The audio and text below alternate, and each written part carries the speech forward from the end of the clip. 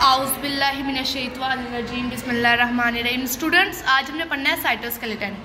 Cyto जहाँ है उसका मतलब होता है सेल, और स्केलेटन मतलब स्ट्रक्चर या ढांचा। आज हमने पढ़ना है सेल का ढांचा किस तरह मेंटेन, किस तरह नहीं, इसके सारे क्लियर कॉन्सेप्ट्स, इसके सारे टाइप्स के किस तरह उसकी एक टाइप क्या करती है, सेल की शेप, सेल की मूवमेंट, सेल की डिटर्मिनेशन, ये सब हम इसमें पढ़ेंगे। अब जो कहते हैं सेल का साइटोप्लाज्म का एक हिस्सा होता है साइटोजेल और एक होता है साइटोसोल। साइटोसेल जेल जो होता है वो पेरिफेरल साइड पे होता है, यानी कि प्लाज्मा मेम्ब्रेन के करीबी हिस्सा साइटोजेल है, और जो साइटोसोल है ना वो है न्यूक्लियस के करीब हिस्सा। ठीक है, जो साइटोसोल है ना उसमें होता है साइटोस्केलेटल फैब्रिक, यानी कि सेल के ढांचे के वो धागे, ये धागे ही हमें मेंटेन करते हैं सेल की शेप को।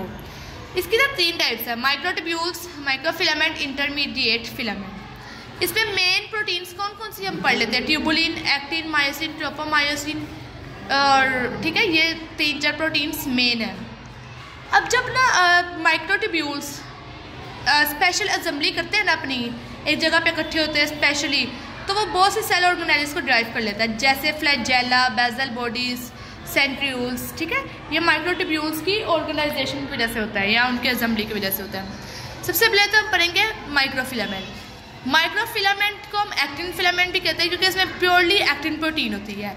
अब ये होते क्या है, थिन होते हैं, बहुत पतले होते हैं, कॉन्ट्रैक्टाइल मतलब खींचे हुए फाइबर्स होते हैं, और इसमें लॉन्ग लंबे भी होते हैं, अनब्रांच भी होते हैं, और सिलेंडर पतले होते हैं, जो हम थिन पढ़ चुके हैं। इसका डायमीटर कितना है 7 नैनोमीटर।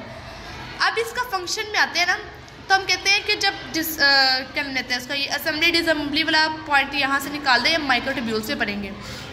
इसके स्ट्रक्चर में आए ना तो 2 चेन्स होती है, 4 चेन्स होती है, 2 एफ एक्टिन की और 2 ट्रोपोमायोसिन की। ये जब हम मसल्स का स्ट्रक्चर पढ़ेंगे तब भी हम पढ़ेंगे। ये देखिए, ये एक चेन आ गई उसकी ट्रोपोमायोसिन की, ठीक है, ये चेन आ गई, और ये आ गया ट्रोपोनिन।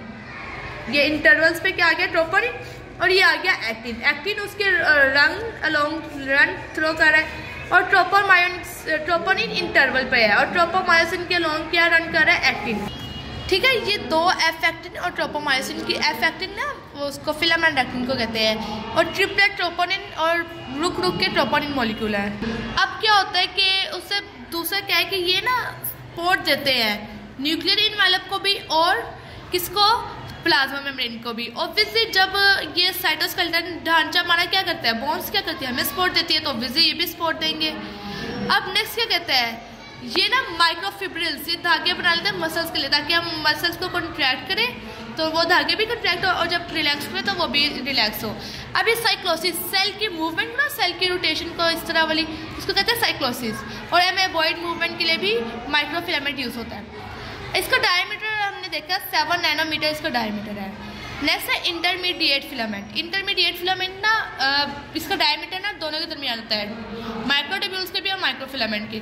8 से 10 नैनोमीटर इसका डायमीटर है, और इसमें बेसिक प्रोटीन कौन सी है, विमेंटिन। ठीक है, अब ये करता क्या है, सेल की शेप को डिटरमिन करना, और इंटीग्रेशन ऑफ सेलुलर कंपोनेंट्स, यानी कि सेल की कंपोनेंट्स कौन से, ऑर्गेनेल्स, माइटोकॉन्ड्रिया, गोल्जी, एंडोप्लाज्मेटिक वगैरह वगैरह, ये सेल के कंपोनेंट को इंटीग्रेट करता है सेल के अंदर। अब ये क्या बनाता है, चेन बनाता है लीनियर अरेंजमेंट के तौर पे। देखिए ये चेन होती है, मैंने तो इसमें फिर होलो स्पेस छोड़ दिया है, इसमें मेन प्रोटीन ये सारी विमेंटिन मॉलिक्यूल्स हैं। ये जो फॉर्म चेन बनाता है लीनियर अरेंजमेंट के तौर पे, और इसमें कोई भी होलो स्पेस लेफ्ट नहीं होती है।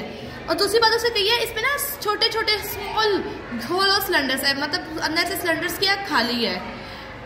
ओके, नेक्स्ट आते हैं माइक्रोट्यूब्यूल्स पे। इसमें मेन प्रोटीन है ट्यूबुलिन प्रोटीन है। अब ये ज़्यादा सिलेंडर ज़्यादा पतली है, और ज़्यादा सिलेंडर्स यानी कि ज़्यादा वो चुराई में भी आ जाती है एक किस्म की। अब made up of contractile actin protein, ये गलत बात कर दी, ये मैंने ऊपर नीचे कर दिया, एक्टिन प्रोटीन माइक्रोफिलामेंट में होती है। अब ये होते हैं link to inner phase of plasma membrane. Plasma membrane के ना जो इनर फेज है, मतलब जो साइटोप्लाज्म की तरफ है, ये माइक्रोट्यूब्यूल्स उससे लिंक होता है।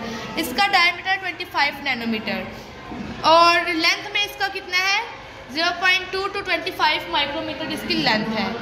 अब ये इंटरनल सेल मोशन, सेल में जो माइटोकॉन्ड्रिया फ्रीली मूव कर रही है वो माइक्रोट्यूब्यूल्स की वजह से है।